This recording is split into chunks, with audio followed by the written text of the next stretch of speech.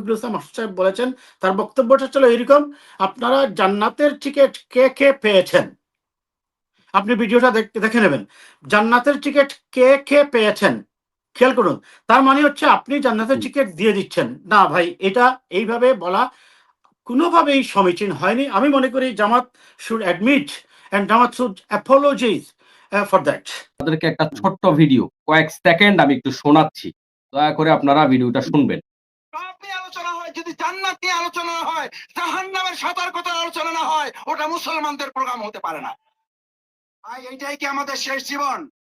আর একটা জীবন আছে। জান্নাতের আলোচনা আমাদের করতে হবে না, হবে না। জাহান্নামের আলোচনা করতে হবে না, হবে না। এই আলোচনা করলে আবার কয় আমরা নাকি জান্নাতের টিকিট বিক্রি করি। ও চাচা যান, কয় না কয় না? ও ভাইজান, কয় না কয় না? আজকে টিকিট দিছি কয়জনের? হাত জাগান। জান্নাতের টিকিট পাইছেন কে কে? হাত জাগান। তরুণরা হাত জাগাও। এই অপপ্রচার যারা করবে তাদের জবাব তোমরা দিতে পারবে সবাই। সে এখানে প্রশ্ন করেছে আজকে জান্নাতের টিকিট কে কে পাইছো, এবং এই অপপ্রচার যারা করবে তাদের জবাব তোমরা দিতে পারবা।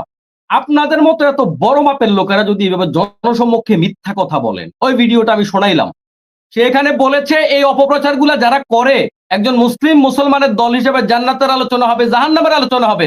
আপনারা কে কে পেয়েছেন জান্নাতের টিকিট বলেন তো? বললো যে এইটা জান্নাত জাহান্নামের আলোচনা করলো, তারা বলে যে আমরা জান্নাতের টিকিট বিক্রি করি। আপনারা কে কে পাইছেন বলেন তো? জান্নাতের টিকিট কার কার কাছে বিক্রি করছি? এই প্রশ্ন করা কি জান্নাতের টিকিট বিক্রি করা?